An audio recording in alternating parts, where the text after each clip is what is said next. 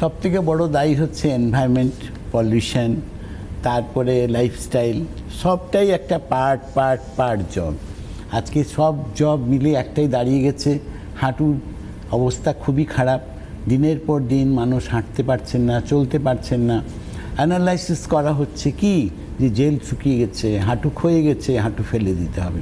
এইটাই হচ্ছে ultimate stage. এই স্টেজটা পেরোতে যতদিন সময় লাগে ততদিন মানুষ সেটাকে বিয়ার করে। একটা টাইম আসে তখন মানুষ হাল ছেড়ে দেয়। আজকে যারা অপারেশন করেছেন তারা কতটা ভালো আছেন, আদৌ ভালো আছেন কি, সেখানে একটা প্রশ্ন আছে।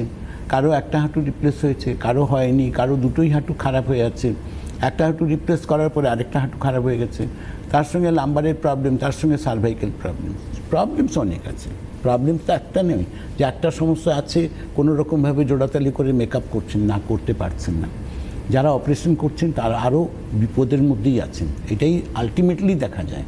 কিন্তু রাঙ্গুলি আয়ুর্বেদিক এটা বলছে যে না, আপনার জেল শুকিয়ে গেছে, কোনো প্রয়োজন নেই, জেল রিফর্মেশন হয় বাই মেডিসিনাল ট্রিটমেন্টে। এবং রাঙ্গুলি আয়ুর্বেদ এই জায়গাটা মানুষকে অ্যাচিভ করেছে। আপনারা যারা হাঁটুর প্রবলেম নিয়ে এসছেন বা হাঁটুর আমাকে স্যার ডক্টর বলে দিয়েছে হাঁটু রিপ্লেস করতে, সেই স্টেজেও যারা এসছেন তারাও আজকে হাঁটাচলা করতেছেন, এর মধ্যে কোনো ডাউট নেই কিছু। কারণ রাঙ্গুলি আয়ুর্বেদিক একমাত্র দেখিয়েছে যে জেল রিফর্মেশন হয়। হাঁটু যেটা ক্ষয়ে যায় না, কিছু শুকিয়ে যায়।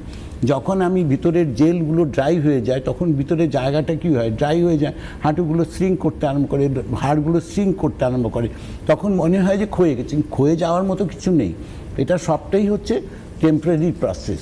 আজকে রাঙ্গুলি আয়ুর্বেদিক এই সাকসেসটাই মানুষকে দিয়েছে যে আপনারা অরিজিনাল যে হাঁটু ছিল যেটা ক্ষয়ে গেছে বলছে, সেটা ক্ষয়ে যায়নি, যেটা আমরা বলেছি যে ক্ষয়ে যায়নি কিছু। তো আজকে ক্ষয়ে তো ডেফিনেটলি যায়নি বলেই তো আজকে আপনারা হাঁটাচলা করছেন। আজকে ঘরের মধ্যে দিব্যি যাচ্ছেন, বাজার হাট করছেন, মানুষের পাহাড়ে ঘুরে আসছেন। তো এটা কি এমনি হয়? কিছু এমনি হয় না, সবটাই প্রসেসের বাইরে কেউ নয়। রাঙ্গুলি আয়ুর্বেদিকও প্রসেসের বাইরে নয়। আজকে প্রসেসে আছি বলেই আজকে প্রতিটা পেশেন্টকে আমরা সুস্থ করতে পেরেছি যারা আমাদের কাছে এসছে। অ্যাকচুয়ালি আমরা একটা কথা বলি পবনদা, যে জীবনের শেষ বয়সে যেন কারোর হাত ধরে বাথরুমে না যেতে হয়। আমি নিজের পায়ে যেন হেঁটে বাথরুমে যেতে পারি, নিজের কাজটুকু যেন নিজে করতে পারি, কারণ এটা আমরা সবারই ডিমান্ড হওয়া উচিত বলে আমি মনে করি। আর ঠিক এখান থেকেই হাঁটু ব্যথার জন্য যে আমার হাঁটাচলা বন্ধ হয়ে যায় তা নয়, অনেক সময় লাম্বার স্পন্ডলাইটিস হলেও কিন্তু আমরা দেখেছি মানুষটা হাঁটতে পারেন না, নিজে পা ফেলতে পারেন না, উঠতে পারেন না, বসলে উঠতে পারেন না, শুয়ে পাশ ফিরতে পারেন না। এই সব সমস্যা নিয়ে যদি একটু আলোচনা করি। একদম আছে, এই যে লাম্বারের প্রবলেম যেটা আছে, এইটা অ্যানাদার একটা ক্রিটিক্যাল প্রবলেম। আজকে এই প্রবলেমসও যাদের হয়ে আছে তারাও ভীষণ কষ্টের মধ্যে লাইফ। তারা বহু মানুষ আছেন ওয়াকার দূরে করে হাঁটছেন, বাথরুমে যাচ্ছেন, কিন্তু বাথরুমে গিয়েও প্রবলেম, বসতে পারছেন না, বসলে পরে উঠতে পারছেন না, এই যে একটা প্রবলেম। কিন্তু আজকে যারা রাঙ্গুলি আয়ুর্বেদিকে লাম্বারের প্রবলেম নিয়ে এসছেন তারাও কিন্তু আজকে উইদাউট অপারেশন আজকে তারাও কিন্তু হাঁটাচলা করছেন, আজকে এপাশ ওপাশ ফিরতে পেরেছেন, নর্মাল লাইফে ফিরছেন। মানুষকে একটা পজিটিভিটি রাঙ্গুলি আয়ুর্বেদিক দেখিয়েছে, সেটা জেনুইনলি মানুষ পেয়েছেন।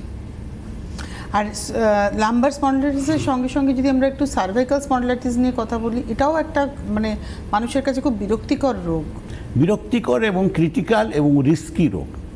অ্যাকচুয়ালি সার্ভাইকেল হচ্ছে সবথেকে রিস্কি রোগ। কেন রিস্কি রোগ হয় এটাকে ধরে নিতে হবে, এটাকে জানতে হবে, জানার প্রয়োজন আছে। আমরা প্রতিদিনই এই কথাটাকে বলছি। কেন বলি, বলাটা মানে হচ্ছে একটা রিপিটিশন মানে হলো আপনাকে সতর্ক করা।